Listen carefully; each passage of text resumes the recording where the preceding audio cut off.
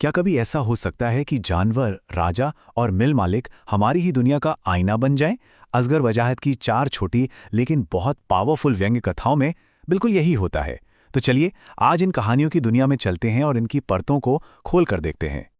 तो होता क्या है जब जानवर, राजा और मिल मालिक हमारी दुनिया का आईना बन जाते हैं? देखिए, ये सिर्फ किस्से कहानियां नहीं हैं। ये हमारे समाज और हमारे सिस्टम पर एक बहुत ही तीखा कटाक्ष है। और इन्हें समझने के लिए हमें इन कहानियों में छुपे हुए इशारों और प्रतीकों को पकड़ना होगा। तो आखिर ये कहानियां लिखी किसने हैं?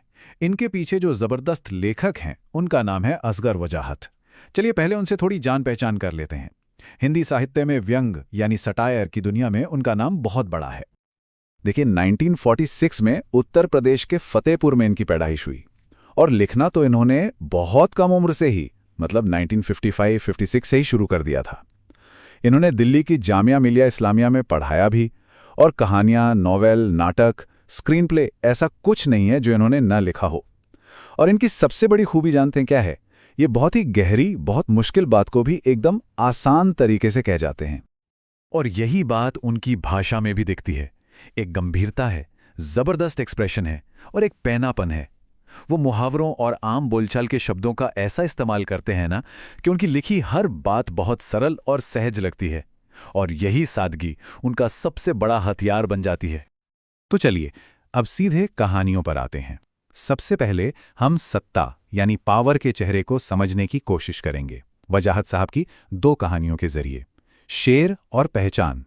यहां हम देखेंगे कि कैसे वो जानवरों और राजाओं की कहानियों से सिस्टम की असलियत सामने लाते हैं। तो पहली कहानी का नाम है शेर और इसकी शुरुआत ही बड़ी अजीब है।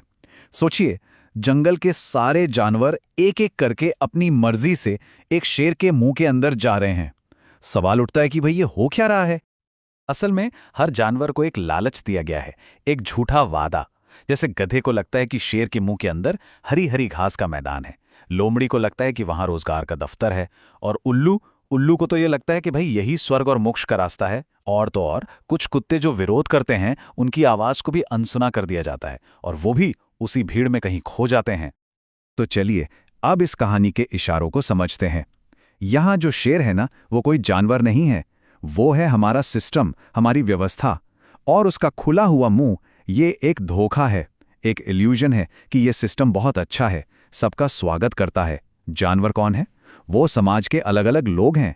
और जो लोग इस सिस्टम में जाने से मना करते हैं वो असल में अथॉरिटी पर सवाल उठा रहे हैं। कहानी का निचोड़ ये है कि व्यवस्था तब तक ही उदार और शांत दिखती है जब तक आप उस पर सवाल नहीं उठाते। अब आते हैं सत्ता के एक और चेहरे पर, कहानी पहचान के साथ। इसमें एक राजा है जो अपने राज्य में तरक्की और शांति लाना चाहता है, लेकिन उसका तरीका थोड़ा नहीं, बहुत अजीब है।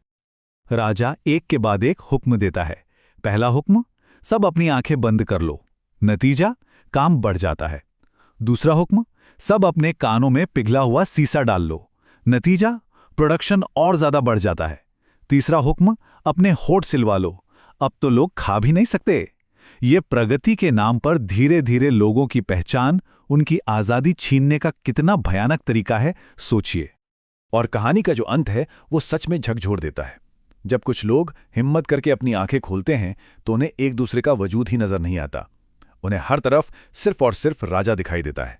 और यही तो किसी भी तानाशाही व्यवस्था की सबसे बड़ी जीत होती है, जब लोग एक दूसरे को देखना बंद कर दें, एक दूसरे से कटना शुरू हो जाएं और सिर्फ सत्ता को ही देखें। तो ये तो हुई सत्ता की बात, लेकिन शोषण सिर्फ राजनीतिक ही नहीं होता, आर्थिक भी होता है। अब हम वजाहत की अगली दो कहानियों पर चलेंगे, चार हाथ और साझा, जो कैपिटलिज्म यानी पूंजीवाद के क्रूर चेहरे को हमारे सामने रखती हैं। अगली कहानी है चार हाथ। कहानी एक मिल मालिक की है जिसके दिमाग में बस एक ही धुन सवार है, प्रोडक्शन को दोगुना कैसे किया जाए। और इसके लिए उसका आइडिया जानते हैं क्या है? वो चाहता है कि उसके मजदूरों के चार हाथ हो जाएं। अपने इस पागलपन भरे आइडिया को पूरा करने के लिए वो क्या क्या नहीं करता। पहले तो वैज्ञानिकों को नौकरी पे रखता है कि कोई तरीका निकालो जिससे मजदूरों के एक्स्ट्रा हाथ उगाएं। जब वो फेल हो जाते हैं तो वो कटे हुए हाथ लगवाने की कोशिश करता है, वो भी काम नहीं करता। फिर लकड़ी के हाथ लगवाता है, मजदूर काम ही नहीं कर पाते। आखिर में लोहे के हाथ लगवाता है और मजदूर मर जाते हैं। ये दिखाता है कि मुनाफे के लालच में सिस्टम इंसान को इंसान समझता ही नहीं। और इन सब भयानक प्रयोगों के बाद मिल मालिक को एक बहुत ही आसान सा उपाय सूझता है। वो ये कि मजदूरों के शरीर को बदलने की जरूरत ही क्या है, सीधा सीधा उनकी मजदूरी आधी कर दो और उनसे 2 गुने मजदूर काम पर रख लो।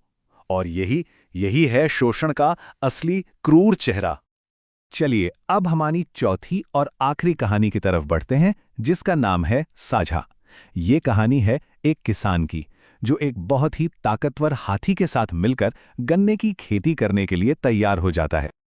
अब देखिए, इस पार्टनरशिप में पावर का इम्बैलेंस तो शुरू से ही साफ है।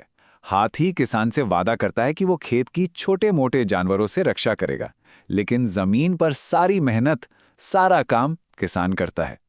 और जब फसल तैयार हो जाती है तो बेचारा किसान उम्मीद करता है कि उसे उसका जायज आधा हिस्सा मिलेगा। लेकिन तभी हाथी अपनी असली चाल चलता है।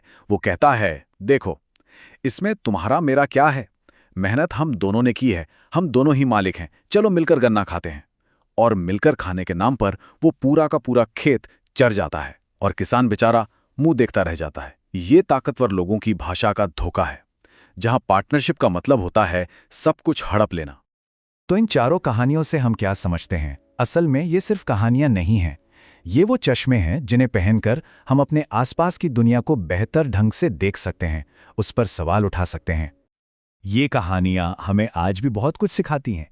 शेर की कहानी हमें चेतावनी देती है कि सत्ता हमेशा आज्ञा पालन चाहती है और सवाल उठाने वालों को बर्दाश्त नहीं करती। पहचान हमें दिखाती है कि कैसे तरक्की के नाम पर हमारी आज़ादी और हमारी पहचान छीनी जा सकती है।